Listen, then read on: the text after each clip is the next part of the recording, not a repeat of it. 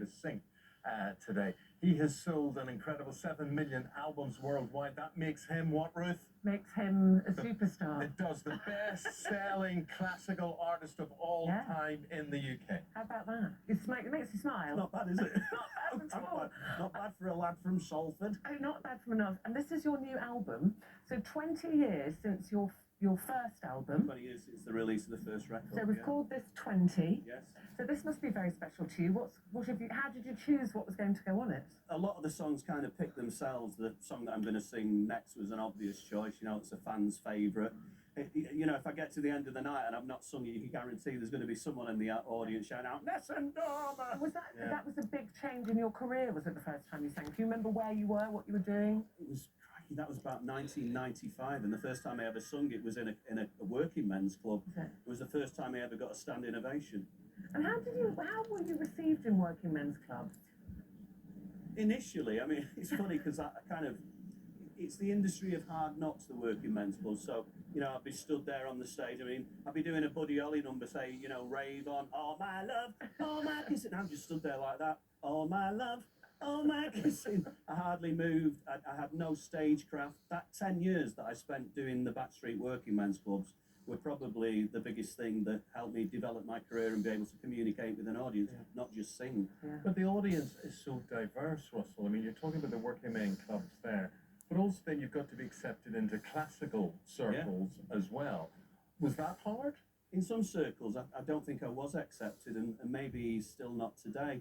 Maybe as a classical crossover artist. Yes. But I think, you know, I did break some boundaries early on in the first sort of 3 or 4 years. You remember when you used to go into a record store, the classical department was always on the top floor. There was always a glass barrier between you, and it all felt quite intimidating. Now you've got classic and pop, it's all mixed in with each other. Are there ever parts of you that wish you were a pop performer? Do you ever have days where you think, rock star? Yeah, I'd like to be a rock star. I'd like to do it differently. Yeah, lots. Days like this when I'm singing Nessun Dorma at this time of the day. Because normally I've got like a full day to work up to sing it at, say, 7 or 8 o'clock in the evening. What is it about Nessun Dorma? Because this is so emotional to people. Look, the likes of you and me, you know, reminds us of Italia 90. Yeah. It's from the Puccini opera as well.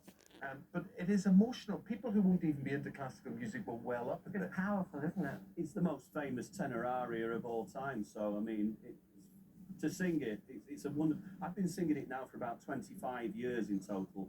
And it's a wonderful feeling whenever I sing it again.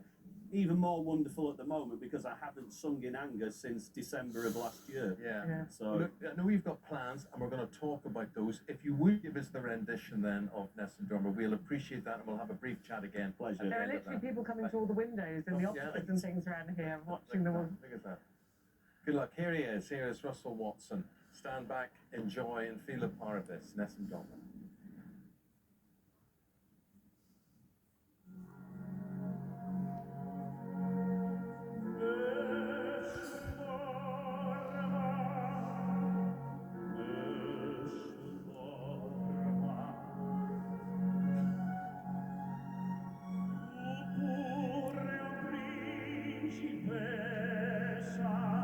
Nella tua fredda stanza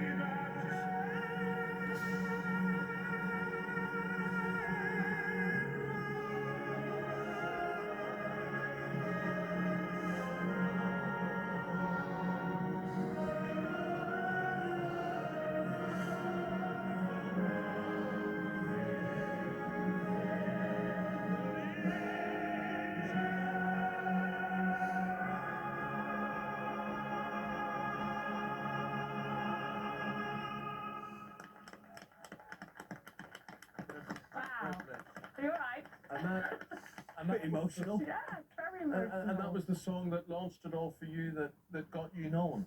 It was probably the moment when I sang at the last game of the season when United won the treble, and then it was so brilliant because they said to me, if United win, if we beat Spurs, you come on again and sing Barcelona at the end, the Freddie Mercury Monster After Caballé track. So they won, and I came on, sang Barcelona, and I got a call from Ken Ramsden, the club secretary. And he said, Russell, he says, you went down so well at the weekend. He says, we were wondering if you'd like to come to the Champions League final with us and sing at Barcelona. Yes, I'll just check my diary. I think I'm at Wigan Working Men's Club that night. Now listen, that is one of the tracks on Russell's album 20, which is about a retrospection of the past 20 years for him. But you've also got plans for one of these virtual concerts. Tell us about that. Well, we're recording it this weekend at Union Chapel in London, which I'm really, really excited about.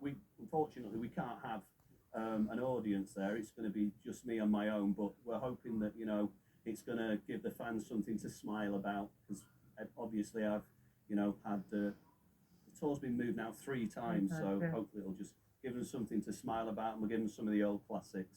Yeah, and support for people who work in your industry, who are out of work and not supported. It's really tough at the moment. 190,000 people at risk of losing their jobs, and no real light at the end of the tunnel. And I think one flippant comment recently from one of the politicians saying, "Why don't you just all train?" Well, that's fine, but once we've all trained, can you tell us where 190,000 jobs are going to be? It's tough for everybody, but it's really tough at the moment for the entertainment industry. I'm not just talking about myself. I'm talking about the sound engineers, lighting engineers, right across the board. The musicians are out of work and have been out of work for a long time, and it doesn't look like we'll be coming back next year. All those engineers are saying, "Here in my ear." No, so they are. Russell, a pleasure. Keep on doing what you're doing. Good luck for your virtual concert and the album. Always a pleasure. Thank you. you. Thank you. United played well Tuesday night, didn't they? Yeah. It's about time, isn't it? I wasn't going to say that. We've got fashion, we've got outdoor coats.